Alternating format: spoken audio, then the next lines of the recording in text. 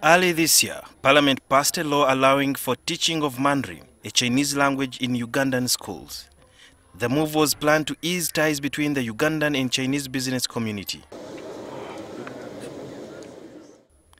China investments in Uganda are estimated at $1.2 billion, and over 60% of the infrastructure development in Uganda are carried out by Chinese firms.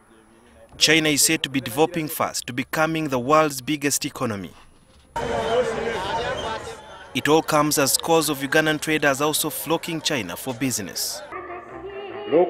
So to end the language barrier between the two countries, today 33 teachers from various schools across the country have graduated after completing a 9-month study of Mandarin.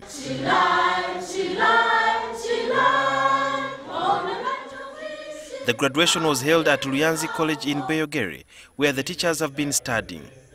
With nearly 100 teachers already conversant with the language, the teaching of Mandarin will start to be spread out to other secondary schools beginning in February 2019. We are encouraging the public sector, the permanent secretaries, to incorporate in that Chinese language curriculum in their own programs in order to cope up with the environment, because the world is moving. NTV spoke to Gao Yahui, the teacher of Confucius Institute of Makerere, on what it takes for one to learn Mandarin. As we start to learn English with ABC, right? And we start to learn Chinese with A, O, right? So these are Chinese pronunciation, right?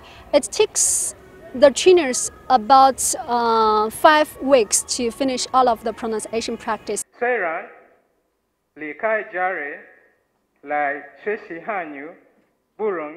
The trainers have learned how to read and write Mandarin and shared their experience and plans for the next school term. What disturbed me most was writing.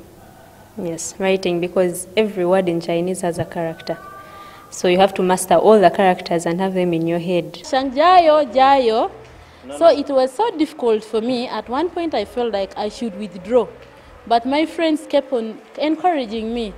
La Chang, keep on. Chinese is a practical language, and I'm going to do exactly how these teachers have taught us to transfer the same knowledge to our young Ugandans in the secondary schools. For the time you've been teaching Chinese language in Uganda, what are some of the challenges you've had to endure? Pronunciations, right, like zi and zi, right? They fail to pronounce it very correctly, right? And so second one is that when they are practicing the Chinese characters, and they will lose confidence from time to time.